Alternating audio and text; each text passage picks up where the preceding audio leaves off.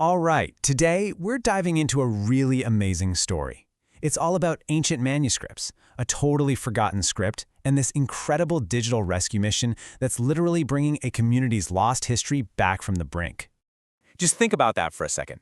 What if an entire chapter of your people's history, centuries of literature, tradition, your whole identity was just gone, like intentionally wiped from the record? Well, for one of the world's oldest Christian communities, down in Kerala, India, this wasn't just some what-if scenario.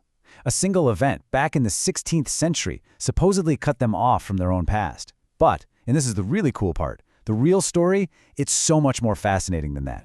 Okay, so let's get right into the heart of this mystery. We need to talk about the one moment in time when everyone believed this community's history was completely destroyed. Yeah, this is a quote from a scholar named Istvan Pertsel, and he's really the hero of our story. He's talking about this widespread belief, something that both academics and the community itself just accepted as fact, that their early history was just a blank page, a total void, all thanks to a deliberate act of destruction. Now, to really get a sense of how huge this loss felt, we have to go way, way back. We're talking about the St. Thomas Christians, a community whose history goes all the way back to the Apostle Thomas arriving in 52 AD. That's ancient. But then, in 1599, everything changed. Their history took this sharp, dramatic turn because of an event called the Synod of Diamper. So what exactly happened at this synod? Well, Portuguese Roman Catholic missionaries called this big meeting to bring the local church under the umbrella of Rome. This led to what's called a Latinization of their traditions, basically an attempt to make their ancient local practices line up with the Western Church. And here's the most important part. The synod ordered that whole categories of local books, we're talking everything from liturgical texts to books on magic, were to be banned, labeled as heretical. So for centuries, the accepted story was that all those banned books were just hunted down and destroyed. End of story. But it turns out that's not what happened at all. The community's history was actually hiding in plain sight, protected by a kind of secret code locked away in its own script. And that secret is called Garshuni Malayalam. Now, this isn't a totally different language. Instead, it's a completely unique way of writing that became the absolute key to keeping their history alive. Okay, so here's how it works. The language they spoke was Malayalam, which is the local language in Kerala. But, and this is the clever part, they wrote it down using the Syriac alphabet, which is this ancient script from the Middle East connected to their religious roots.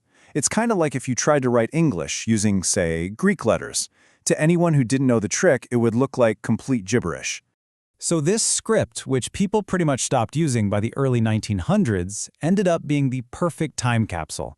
It preserved the very history that was supposed to be erased, hiding it right there in the open from anyone who couldn't decipher it. So if the history was locked away like that, who finally found the key? Well, that brings us to our modern-day hero, a dedicated scholar on an epic quest. His name is Istvan Pertsel. He's a Hungarian professor, an expert in early Christianity, and people have literally called him a modern-day Indiana Jones for this community.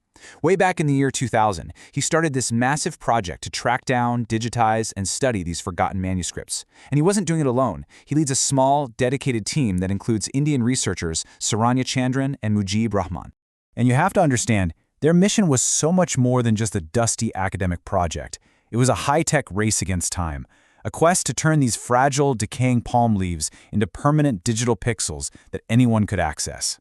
And the challenge they faced was, well, immense. Pertsel himself described finding these priceless documents as being dust-ridden, rat-eaten, and worm-worn. Some were even burnt.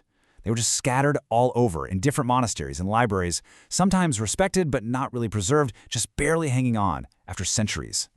So how in the world did they pull this off? Well, first, they had to actually find thousands of these documents. Then came the super tedious work of digitizing them. But just taking pictures wasn't going to cut it. Oh no, they went way further.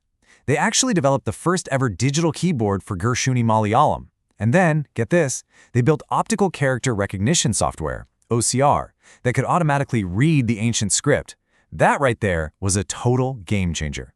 So, all of this incredible work, this amazing mix of ancient history and cutting-edge technology, it all leads to the ultimate payoff, a community's past finally being brought back into the light. All right, so after all that effort, what did they actually find? What treasures were hidden away in these ancient texts? Well, it turns out the history was never really destroyed at all. It was just cleverly saved. They found banned hymns that had been copied into other books and forbidden ideas that were just paraphrased. You see, this wasn't just copying, it was an act of defiance.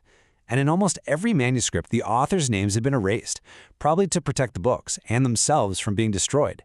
But the most exciting find? They actually unearthed a Kataba Dabal, or a Book of Lots, one of those exact divination tools that the Senate had explicitly banned. It was found after all this time. The impact here is just massive. This isn't some niche academic thing. We're talking about something that affects around 6 million Syrian Christians all over the world. And that's the real takeaway. This project is so much bigger than just saving some old texts. By creating tools like a keyboard that anyone can download, they're giving a global community direct, personal access to a history they were told was gone for good. You know, this whole story is just such a powerful example of how modern technology can unlock the secrets of the past. And it leaves you with this one big question, right? How many other lost histories from all these different cultures around the world are just sitting there, waiting for the right digital key to bring them back to life?